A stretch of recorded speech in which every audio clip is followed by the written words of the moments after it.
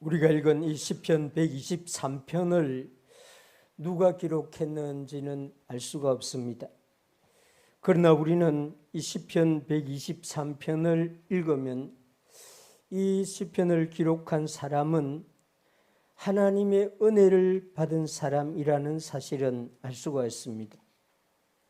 이 하나님의 은혜를 체험한 사람, 하나님의 은혜가 무엇인지를 알게 된 사람이 이 시편 123편을 기록하고 찬양한 것은 분명합니다. 이 바울은 하나님이 그리스도 예수님을 통하여 주시는 이 구원의 은혜를 알게 된 사람이죠. 수많은 은혜 가운데에 가장 중요한 은혜가 이 구원의 은혜인데, 바울은 에베소 교회에 이 구원의 은혜에 대해서 이렇게 말합니다. 허물로 죽은 우리를 그리스도와 함께 살리셨고 너희는 은혜로 구원을 받은 것이라. 또 에베소서 2장 8절에 너희는 그 은혜에 의하여 믿음으로 말미암아 구원을 받았으니 이것이 너희에게서 난 것이 아니요 하나님의 선물 은혜니라고 말합니다. 바울은 자신이 허물과 죄로 죽었던 사람이었다는 것을 예수님을 만나서 알게 되었습니다. 예수님을 만나기 전에는 자기는 죽은 적도 없고 자기는 아브라함의 자손 유대인으로서 하나님의 선민이라고 생각했는데 예수님을 만난 후에 자기는 죽어 있었던 사람이었다는 것을 알게 되고 죽어 있는 자기를 하나님이 은혜로 구원해 주셨다는 사실을 알게 되었습니다. 이 구원의 은혜를 알게 되는 사람, 이 사람이 하나님의 구원을 찬양하고 예수 그리스도의 구원을 찬양하는 사람이 되는 거죠. 바울은 또 자신이 사도의 직분을 받은 것도 그 직분을 감당하기 위하여 수고를 할 수 있었던 것도 하나님의 은혜라고 말합니다. 고린도 교회에 보낸 편지에 나는 사도 중에 가장 작은 자라 나는 하나님의 교회를 박해하였으므로 사도라 칭함받기를 감당하지 못할 자니라.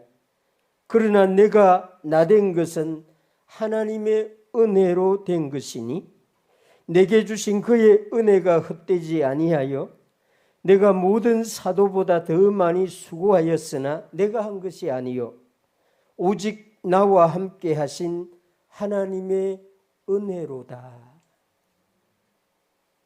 바울은 자신이 하나님의 은혜로 사도가 되었다는 것을 알게 되었습니다. 바울은 자신이 사도가 될 수 있는 사람이 아니었죠. 교회를 박해했고 예수님을 믿는 사람들을 체포하러 다녔고 그런데 예수님이 은혜로 그를 사도로 세워주셨습니다. 뿐만 아니라 자신이 수고한 모든 것도 자신이 한 것이 아니다. 내가 한 것이 아니요. 이렇게 말합니다. 오직 바울과 함께 해주신 하나님의 은혜로 된 것입니다. 많은 일을 하고 많은 성과를 내고 더 큰 영향력이 생기게 되면 자신을 앞자리에 세워주기를 바라는 것이 사람의 마음입니다. 그런 사람에게 아무도 말을 건네주지 아니하고 하면 서운한 마음을 가지게 됩니다. 이는 뭐 목사나 여러분이나 마찬가지입니다. 그런데 바울은 나는 사도 중에 가장 작은 자라고 스스로를 뒷자리에 세우고 있습니다. 그 이유는 하나님의 은혜로 자신이 사도가 되고 자신이 그 일을 했기 때문에라고 말합니다. 하나님의 은혜가 빠지면은 항상 사도 바울은 앞에 설 수 있는 사람이죠. 그런데 바울은 그 모든 것이 내가 아니요 하나님의 은혜로 된 것입니다. 저나 여러분이나 우리 교회 모든 사람들은 다 이런 마음을, 이런 진리를 깨닫고 이 진리를 마음속에 항상 새기고 살아가는 주님의 사람들이 되기를 바랍니다. 이 하나님의 은혜를 받은 사람, 하나님의 은혜를 체험한 사람, 하나님의 은혜를 확실하게 깨달은 사람이 이 시편 123편 1절과 같은 것을 노래할 수 있습니다. 하늘에 계신 주여, 내가 눈을 들어 주께 향하나이다. 이 하나님의 은혜를 받은 사람은 눈을 자기를 향해서 보지 않습니다. 하늘을 향해 봅니다. 그 마음을 하나님을 향해서 열고 하늘에 계신 주님이 자신에게 은혜를 주셨다고 감사를 하는 것이죠. 그래서 이 시편 123편 1절만 보아도 이 사람은 하나님의 은혜를 제대로 받은 사람이구나 하는 것을 알 수가 있습니다. 우리 모두가 이렇게 되길 바랍니다. 또 이 시편 123편 말씀 2절을 보면은 하나님의 은혜를 받은 사람이 하나님의 은혜를 또 기다린다는 것을 알 수가 있습니다. 이 2절 말씀을 보면은 재미있는 비유로 설명을 합니다. 상전의 손을 바라보는 종들의 눈같이 여주인의 손을 바라보는 여종의 눈같이 우리의 눈이 여호와 우리 하나님을 바라보며 우리에게 은혜 베풀어 주시기를 기다립니다. 이 상전의 손에서 은혜가 나온다는 사실을 알게 된 종들이 그 눈을 상전의 손을 바라본다는 말입니다. 여주인의 손에서 은혜가 주어진다는 사실을 경험한 여종이 그 여주인의 손에 눈을 집중한다, 그런 말입니다. 그러면서 하나님의 은혜를 받은 우리에게 여호와 우리 하나님을 바라보라고 말합니다. 왜냐하면 은혜는 땅에서 나오는 게 아닙니다. 은혜는 사람에게 나오는 게 아닙니다. 목사님 은혜 많이 받았습니다. 잘못된 겁니다. 그 은혜는 하늘에서 주어진 것입니다. 정확하게 여러분들이 인지해야 됩니다. 저에게 은혜 많이 받았습니다 하면 저는 잘못 은혜 받은 것 같습니다. 속으로 그렇게 생각합니다. 뭐 은혜 받았다고 하는데 또 이렇게 실망시켜 드릴 수는 없잖아요. 근데 속으로 은혜 잘못 받았습니다. 은혜는 하늘에서 오는 겁니다. 믿을 수 있기를 바랍니다. 다윗이 이 시편 34편 8절에 보면 이 시편 34편은 다윗이 쓴 시인데 너희는 하나님의 선하심을 맛보아 알지어다. 그에게 피하는 자는 복이 있도다. 이렇게 말합니다. 이 시편 34편 8절의 말씀은 복잡한 역사적인 그 배경을 갖고 있습니다. 다윗이 하나님의 선하심을 맛보는데 어디에서 맛보냐 하면은 놀랍게도 사울 왕에게 쫓겨서 아비멜렉 아기스 왕에게 도움을 청하러 갔다가 하나님의 선하심을 맛봅니다. 이 다윗이 사울 왕에게 쫓겨서 도망가다가 이 아비멜렉 블레셋 여러 왕들 중에 아기스 왕에게 갔습니다. 그런데 거기 가니까 그 아기스 왕들이 다윗을 알아보고 사울이 죽인 자는 천천히요 다윗이 죽인 자는 만만이라고 한 거기에 나오는 사람이 이 사람입니다. 이렇게 아기스 왕에게 말을 하게 되죠. 그때 다윗은 순간적으로 미친 사람처럼 행동합니다. 성경에 보면은 자세하게 나와 있습니다. 그래서 아비멜렉이 그 다윗을 보고 이 미친 사람을 왜 나에게 데리고 왔냐, 당장 쫓아내라, 그렇게 말합니다. 그 다윗이 쫓겨나가면서 하나님의 선하심을 맛봅니다. 하나님이 이 순간에 나를 도와주어서 내가 죽지 않았다, 죽지 않게 되었다는 사실을 깨닫게 되고 여호와의 선하심을 여러분들도 맛보아 아시기를 바랍니다. 이런 노래를 부르고 있는 것입니다. 이 성경을 읽으면서 하나님의 말씀을 맛볼 수 있는 은혜가 여러분들에게 있기를 바랍니다.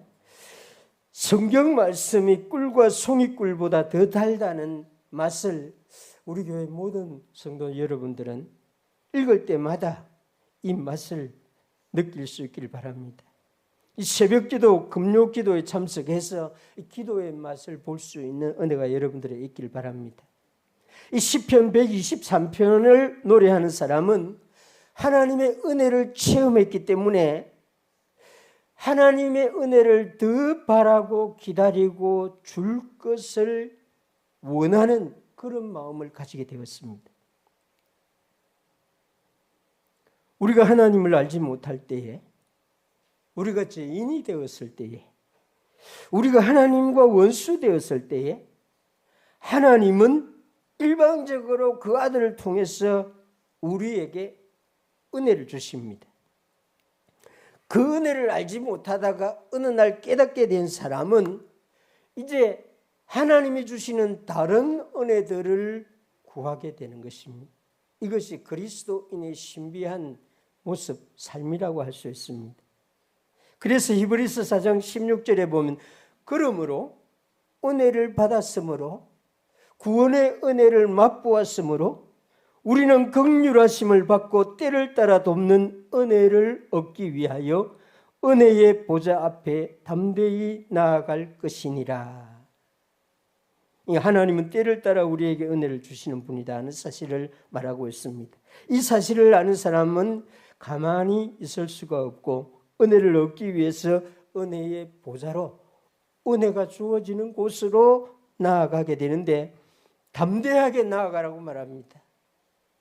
예수님이 계시기 때문에 이제는 망설이지 말고 은혜를 받으러 나아가세요. 히브리서 말씀이 그런 것입니다.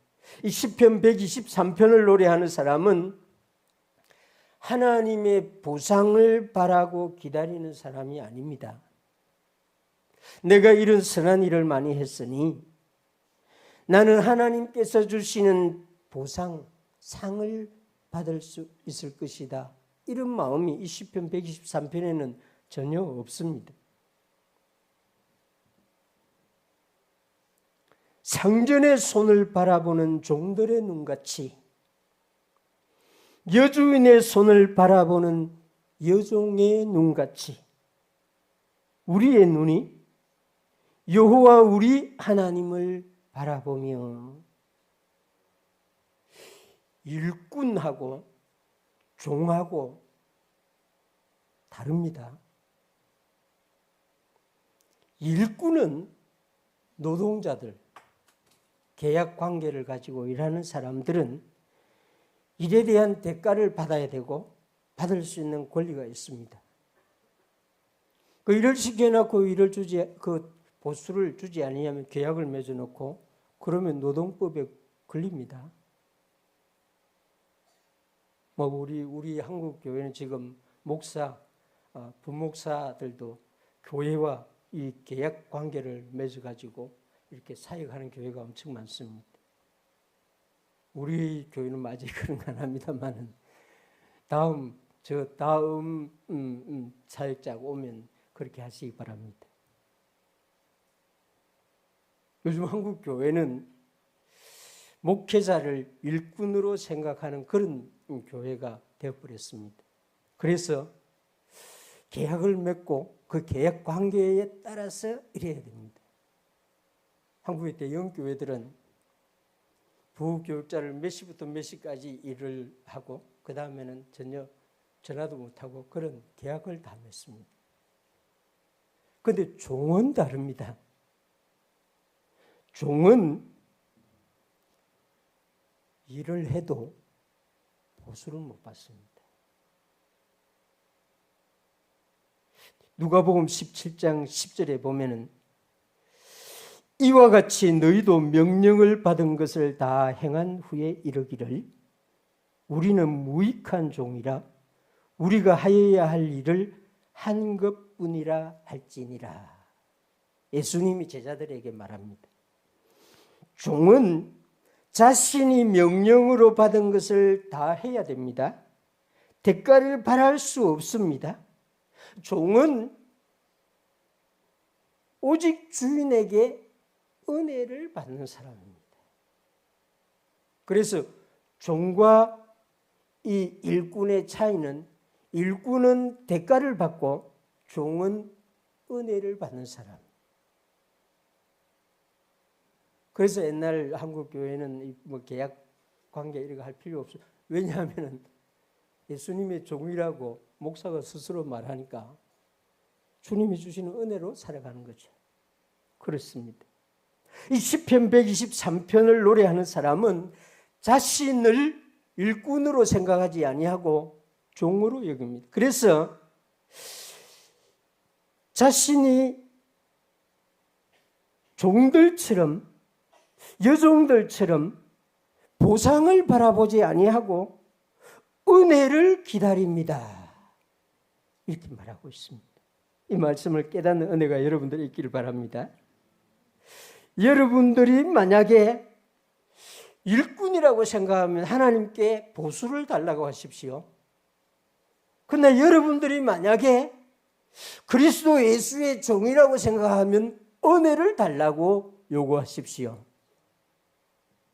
이게 일꾼과 종의 완전한 차이인 것입니다. 이 하나님의 은혜, 이 구원의 은혜는 우리 개혁주의 교리에 의하면 무조건적인 은혜입니다. 항거할 수 없는 은혜. 하나님이 나를 구원하시는데 내가 구원받지 않겠다고 버틸 수 없습니다.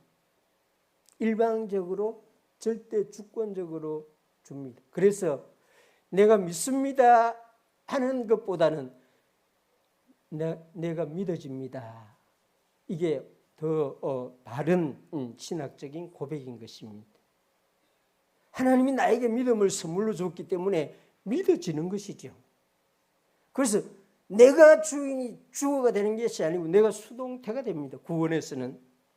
그런데 다른 은혜들, 하나님이 건강의 은혜, 자녀의 은혜, 물질의 은혜, 무슨 이런 수많은 구원의 은혜에 따르는 부수적인 은혜들은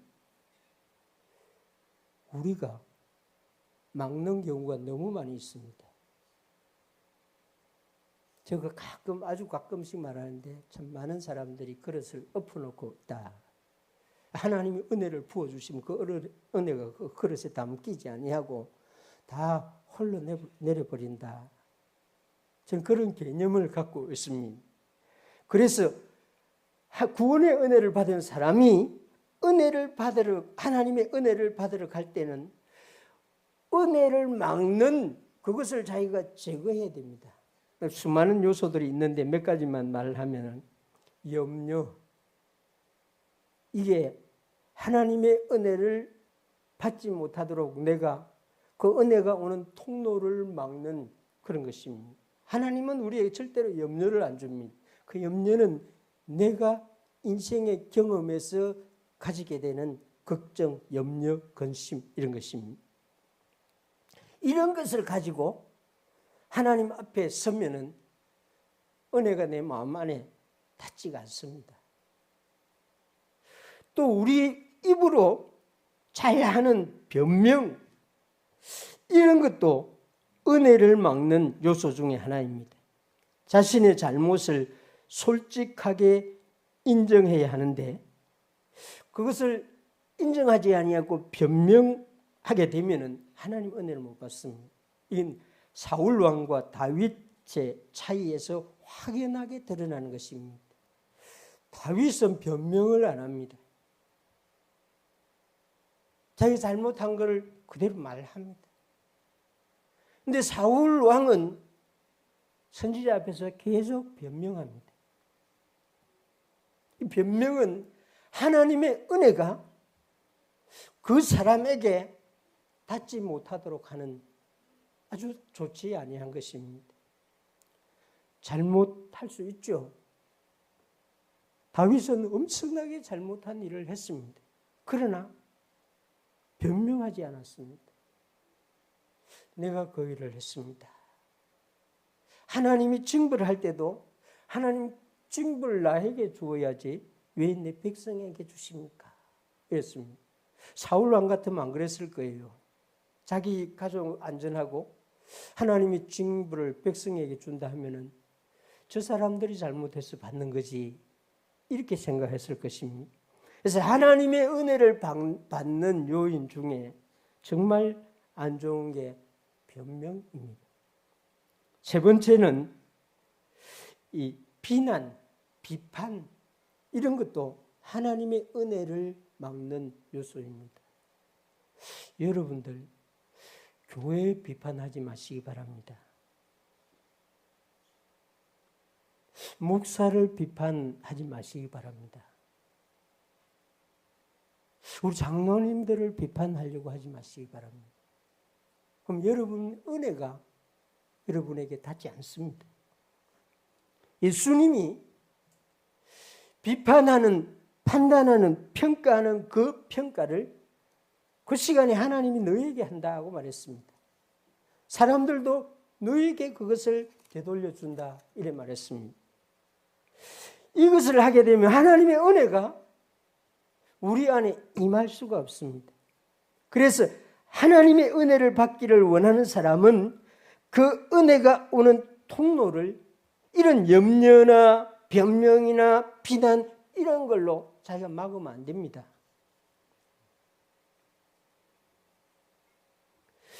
나에게는 하나님의 은혜를 막고 있는 것이 하나도 없습니다.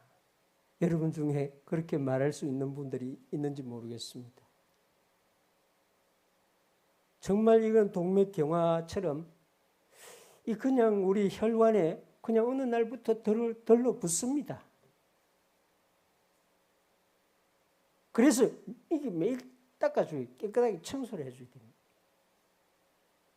내 마음 안에 있는 이것을 생겨나는 이것을 계속 제거해 주어야만이 하나님의 은혜가 우리 안에, 우리 가정에, 우리 교회에 임하게 되는 것입니다. 은혜 베풀어 주시기를 기다립니다. 지금 이 시편 123편을 노래하는 이 사람의 노래를 잘 보면은, 이 깊은 이곳을 보면은 예수 그리스도의 마음을 가지고 자기를 낮추는 마음을 가지고 하나님께 순복하는 겸손한 마음을 가지고 남을 자신보다 더 낮게 여기는 마음을 가지고 섬기려고 하는 마음을 가지고 은혜 베풀어 주시기를 기다립니다. 여러분 문맥을 깊이 한번 들여다보시기 바랍니다. 저는 그런 게 이 시편 123편 문맥 안에서 보입니다. 여러분들도 볼 수 있기를 바랍니다.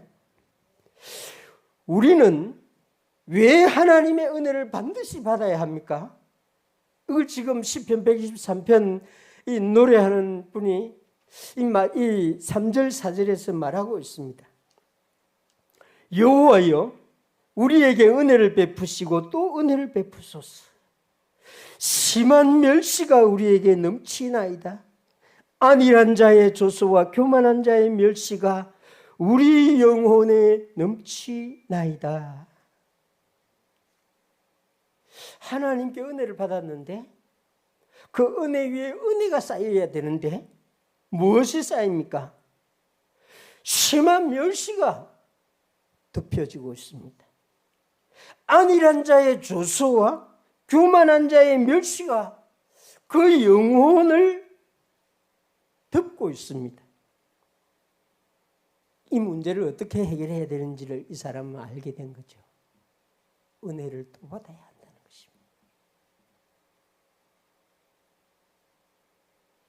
영적인 문제, 은혜를 받지 못하면 정말 우리 신앙의 문제가 매일매일 발생합니다.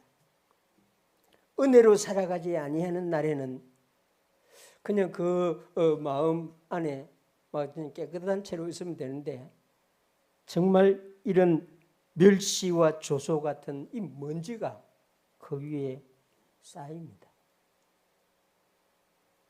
마귀가 가만히 안 있죠. 그래서 은혜를 받지 못하면, 지속적으로 받지 못하면 영적인 문제, 영적으로 힘든 상황이 발생하게 되는 거죠. 시편 123편의 3절, 4절의 말씀은 그걸 이해한 성도가 은혜 주셔야 됩니다. 하나님의 은혜를 받은 나에게 지금 마귀가 너 같은 사람도 하나님의 자녀냐? 너 같은 사람이 어떻게 교회를 다니고 너 같은 사람이 어떻게 교회 중직을 맡았느냐? 이런 조소를 우리 양심에, 우리 마음에 불화살을 쏘아대는 것입니다. 그래서 하나님의 은혜를 구할 수밖에 없는 거죠. 하나님의 은혜가 아니면은 이 심한 멸시를 제거를 할 수가 없습니다. 하나님의 은혜가 아니면은 우리 양심에 우리 마음을 덮고 있는 이 조롱을 없앨 수가 없습니다. 그래서 지금 123편의 기사는 다른 것을 구하지 아니하고 하나님 은혜 주세요. 하나님의 은혜만이 이미 내 영혼을 듣고 있는 이 멸시를 씻어낼 수가 있습니다. 그렇게 말하는 것입니다. 4절에 보면 안일한 자의 조소와 교만한 자의 멸시, 이것이 은혜 받아야 되는 이유로 말하고 있습니다. 이 해석이 지금 우리 번역이 이렇게 돼서 조금 이해하기 어려운 그런 말입니다만, 안일한 자는 부자를 말합니다. 영적으로, 정신적으로, 물질적으로 자신이 스스로 부족함이 없다고 생각하는 사람, 안일하게 자기가 살아갈 수 있다고 생각하는 사람, 이 사람이 영적으로, 정신적으로, 물질적으로 가난하고 빈곤한 사람을 조소합니다. 이 작은 교회, 개척교회 목회자들은 이 큰 교회 목회자들로부터 이런 걸 받습니다. 큰 교회 목사님들 잘 모르죠. 그런데 이 교단의 목사님들 모이면은 그런 현상이 나타납니다. 아마 우리 아파트 단지도 그럴 거예요. 큰 아파트에, 비싼 아파트에 사는 사람들로부터 이 작은 아파트에 사는 사람들은 은근히 조롱을 당하고 멸시를 받고 그렇습니다. 감사하게도 여러분들이, 우리 장로님들이 이렇게 차 사주어서 제가 지금 K7을 타고 다니는데 승합차를 타고 모임에 가면은 은근히 누가 멸시합니다. 우리 목회자들 모이는 데 있잖아요. 그 설교회로 가도 그거 타고 가면은 그 안내하는 분이 저쪽으로 가라고 그럽니다. 설교사로 갔는데도. 아마 우리 장로님들 기분이 되게 나빴을 거예요. 그거 보고. 그래서 내가 어느 날부터 그런 일이 생기면 차를 아주 멀리 대놓고 걸어옵니다. 세상이 그렇습니다. 안일한 자들이 멸시하기 때문에 하나님으로부터 은혜를 받아야 됩니다. 그걸 극복할 수 있는 길은 은혜밖에 없습니다. 우리는 정말 하나님이 우리에게 베풀어 주신 구원의 은혜를 아무것도 하지 않고 받았습니다. 우리는 정말 천국 가기 위해서 무슨 티켓 사지도 안 했는데 이미 우리 안에는 천국 시민이라고 하는 표가 주어져 있습니다. 우리는 정말 아무것도 하지 않았는데 예수 그리스도의 제자라고 주님이 우리를 내가 너를 사랑한다고 해주셨습니다. 이 은혜를 받고 그 은혜를 체험한 우리는 하나님의 은혜를 구할 수 있는 사람이 되었습니다. 하나님의 은혜로만 살아갈 수 있다는 사실을 우리는 말씀을 통해서 오늘 이 시편 123편을 통해서 더 알게 됩니다. 여러분들 누가 멸시합니까? 마귀가 여러분들의 양심에 조롱합니까? 하나님께 은혜를 구해야 됩니다. 내가 그 사람 그 눈에 보이지도 아니하는 마귀가 싸워 이기겠다고 설치면 더 부끄러워집니다. 하나님 은혜 주세요.